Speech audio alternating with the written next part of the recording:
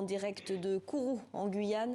Pierre-Olivier Lagage, astrophysicien, directeur de recherche au CEA, commissariat à l'énergie atomique. Bonjour, merci d'être avec nous. Vous venez d'assister au lancement. Comment avez-vous vécu ce moment historique pour le monde scientifique ?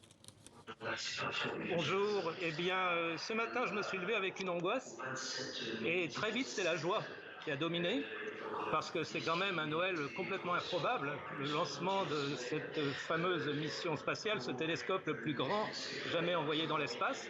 Alors c'est encore en cours, hein, vous entendez peut-être derrière moi, il va y avoir une clameur dans quelques minutes parce que ça va être le dernier étage qui va se découpler du web. Donc ça va être la fin du boulot d'Ariane et tout passe très très bien nominalement. C'est vraiment super. Très belle image en direct, hein, effectivement. À quel moment pourra-t-on dire que tout se passe bien ? Ah, alors après le lancement, donc dans 2 minutes, on pourra dire Ariane a fait son boulot.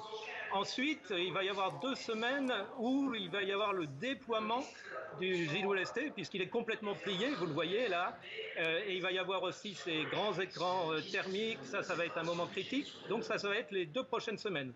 Donc on va un peu trembler encore pendant ces 2 semaines.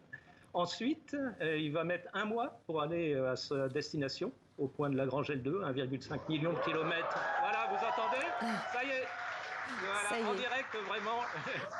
Voilà, c'est fait, c'est super. Nous vivons le moment en même temps que vous, c'est formidable. Ouais. C'est vraiment du direct, hein.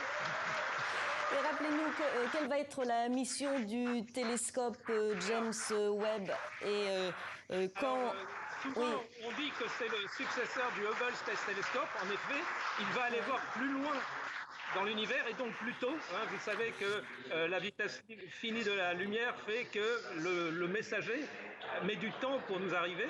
Donc on va voir la formation des premières galaxies, des premières étoiles dans l'univers. Et c'est pour ça que c'est un télescope infrarouge.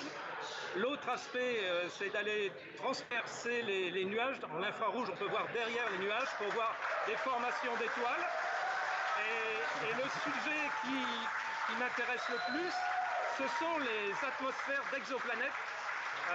James va faire un bond en avant formidable pour étudier la composition des atmosphères avec le but ultime, mais ça prendra des années, peut-être d'autres missions pour essayer de trouver des signatures, des biosignatures.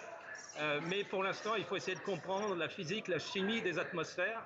C'est un premier pas avant de pouvoir dire il y a des biosignatures dans ces exoplanètes.